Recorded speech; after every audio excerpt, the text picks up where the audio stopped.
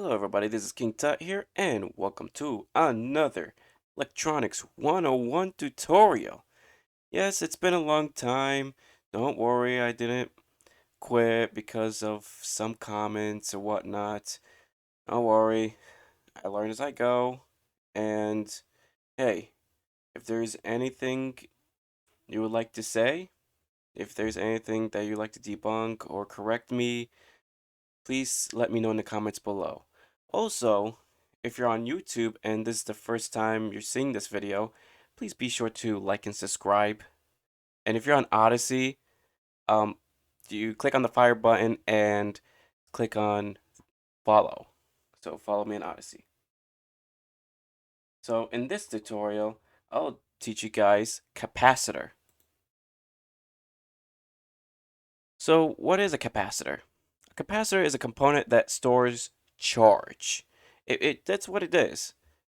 And it might be very simplistic, oversimplified definition, but it's very powerful for the storage of charge because nowadays they're using huge capacitors and they are using it for storage of energy and charge, basically. Basically, they're storing charge so that way if there's a blackout, this big capacitor. And it's not just one big capacitor; it's just an array, a group of big capacitors.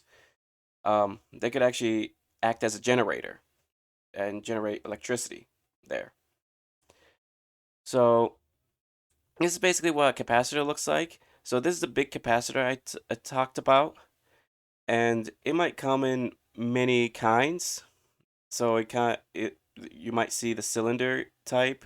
You might see what is called a surface mount, which you basically put it on a um, a circuit board instead of doing it through hole. And that's going to be more in a different series. Might do a PCB board series and or probably a component series. I don't know. I'm going to talk about more about surface mount and through hole components. So you see here, see the cylinders. You see those. Um, there's capacitors that kind of looks like resistors, except they're just cylinders. And there's capacitors that kind of looks gummy at the top. So it comes in different shapes and forms, and each kinds of capacitors have its own application and uses. And most of them, if not all of them, are very useful for AC circuits. So in basically in the landline, not landline, in the grid, they use capacitors to filter out noise, and that's pretty much it in the phase. And like I said, there's different kinds of capacitors. So what you see, those cones here, these cones here, these are electrolytic capacitors. And these are also electrolytic capacitors. If you don't know what electrolytic capacitors are, they're very prominent and they contain electrolytes inside. So don't dare open it because you don't want electrolytes, you don't want those acids to come on your skin and damage your skin. And if it damages your skin, you either have to call 911, or if you have the things that could neutralize or stop the electrolytes or stop the acids from harming, then sure, fine, but it's better to go to the hospital and have some first aid kit. These are some of them are paper film or ceramic. So they have other uses. And these capacitors are measured in farad. So basically the capacitance is measured in the unit called farad.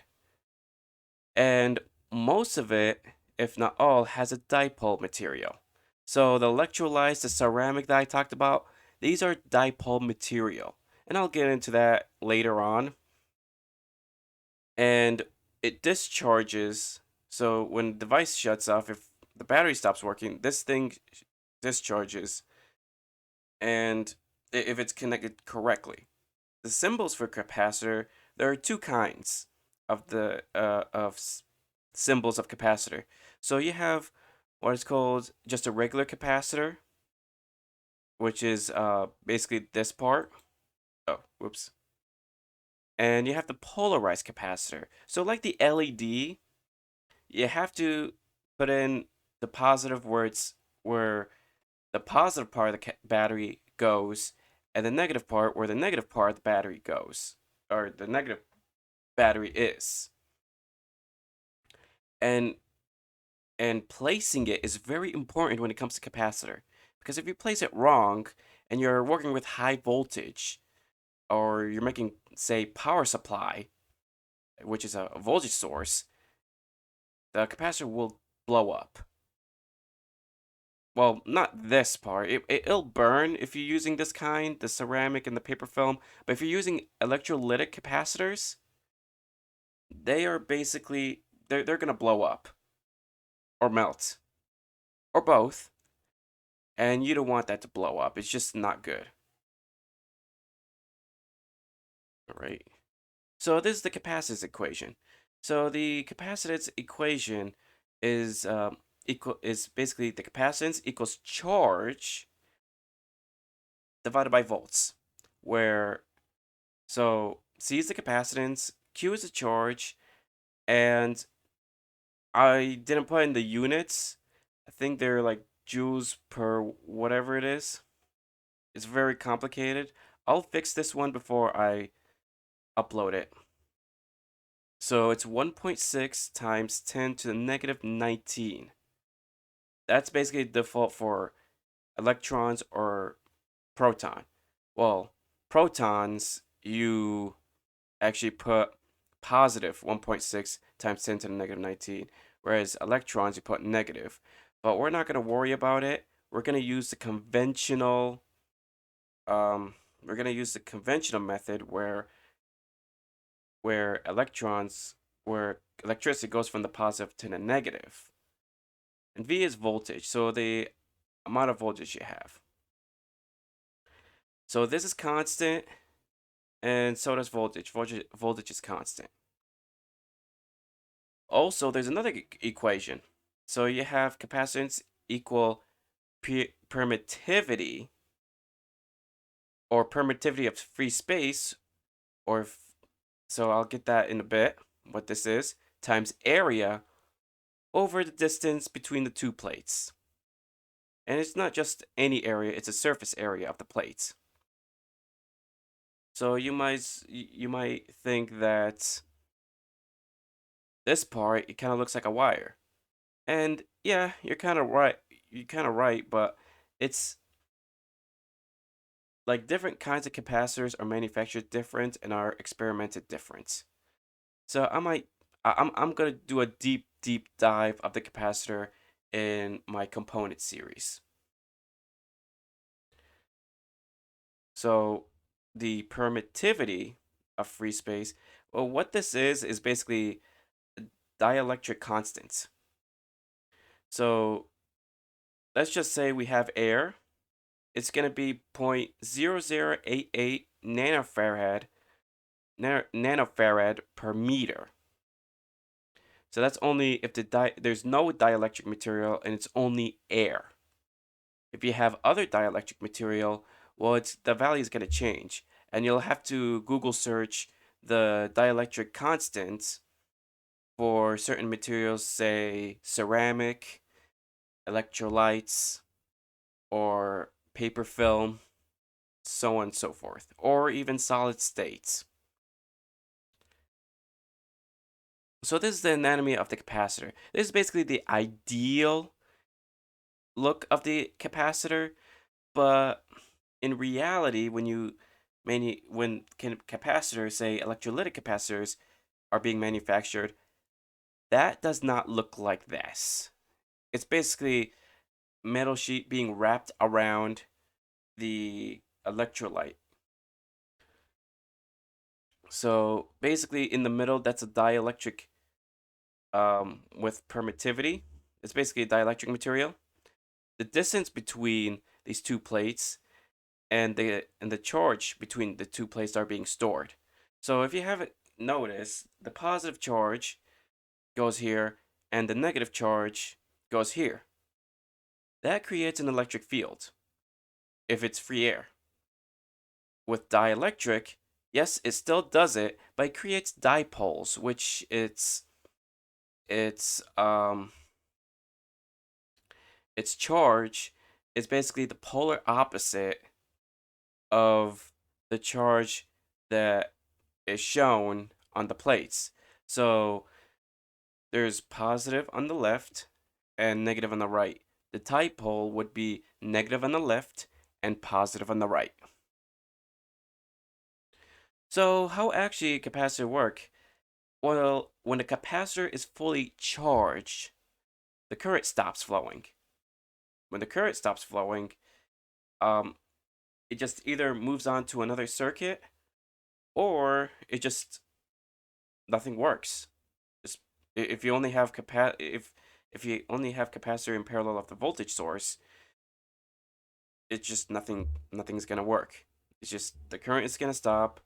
It just feels like an open circuit, or as if the circuit is disconnected.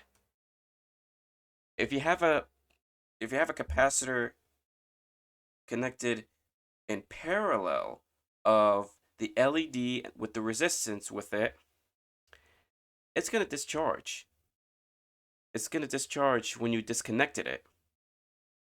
And the LED will have this temporary voltage and current on it because current can't flow without voltage. So LED will be staying there for some time and then it's going to fade out. That's basically what it is. So in other words, it kind of acts like a makeshift battery. And the reason why I call it a makeshift battery because let's just go back right here. The capacitors here, they're just they only store not a lot of charge, not a lot of voltage there. It just so it just basically supplies it for a short time and it just empties it. So what are the applications of capacitors? So the capacitor is very useful for like I said AC, but there are different kinds of AC. So radios uses AC circuit. And if you guys don't know what AC is, it stands for alternating currents, and I will teach you guys the difference between DC and AC later on in the series. So basically, this is what AC is. It's basically like currents basically going back and forth. So AC is basically so radios makes use of this sine wave, but it's not like a perfect sine wave. It's um it's more complicated than you think. It's basically like if you go to Audacity and you record your voice, that's what it basically looks like. And it uses variable capacitor to like the variable capacitor is used to tune in certain frequencies and filtering out all the frequencies. Speaking of which, it's also applicable to filtering out noise. So I actually didn't really mention that. Um, so it basically filters out noises and so same thing with the grid. You use capacitors and inductors. If you don't know what inductors is, don't fret. It's going to be in the next video. They use that to filter out noise and certain frequencies. And also it's used for supercapacitors. So this is a supercapacitor. A supercapacitor is basically a capacitor but with high farad or high capacitance.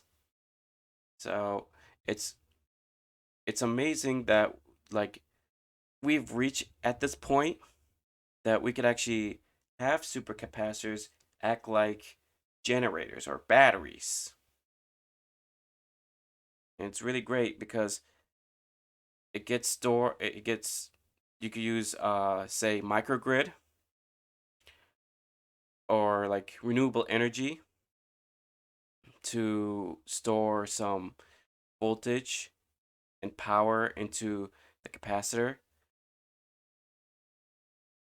So speaking of um, microgrid, so it's capacitor is also useful for infrastructure. So one of the infrastructure that is gaining steam and being researched is microgrid. So microgrid is a very decentralized grid. So instead of centralizing it to industries that uses fossil fuel, it basically decentralizes, makes use of renewable energy such as microgrid, clean energy such as nuclear power plants, wind, geothermal, even hydroelectric. So it's it's actually great that it's actually gaining steam. There's certain places such as Brooklyn that is making use of microgrid. They're actually doing projects um, putting in microgrid in Brooklyn. So if you're interested in it, I might put an article about that in the description or in the comments below. It's very interesting. So um, what a microgrid does is basically it has its own control place, and if anything goes wrong in the grid, that control place has enough power to basically that it's stored to basically uh, act as an emergency power generator, like a yeah, basically emergency power generator, and it powers homes and industries as well. Also, as I mentioned about AC, it also generate waveforms such as sine wave, sawtooth, triangular wave, square wave, so on and so forth. Different kinds of wave that you would like to generate, but most prominent sine wave. And it makes use of what is called an LC circuit, which is inductor and capacitance. And basically, um, there's no like if you don't know what it is, don't worry. It's gonna be in the circuit series. So that's pretty much it. I'll be doing the demonstration. Alrighty, so I've connected a battery. I've connected a 220 ohms resistor and a green LED. So if I were to connect this, let's see, it lights up, and once I disconnect it, it stops lighting. So basically that works. So let's put in a capacitor. So what I have right now is 100 microfarad. Usually capacitors are either microfarad or nanofarad. If you want to use it in power application, you'd use like 100 microfarad to like 1,000, even a millifarad. 1,000 or a millifarad. So let's put it in there in parallel with the resistor and the LED. So make sure everything's all good. And then let's turn off the lights. Let's put on this voltage here. And let's wait for a sec.